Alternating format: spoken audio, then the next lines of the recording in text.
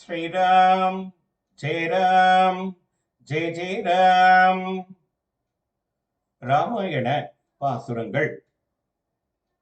அம்மா என்றுகந்து அழைக்கும் ஆர்வச் சொல் கேளாதே அணிசேர் மார்வம்.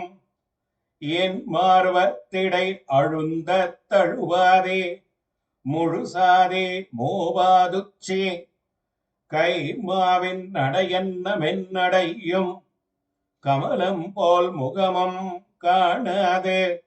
எம்மானை என் மகனை இழந்திட்ட எளிதகையேன் இருக்கின்றேனே.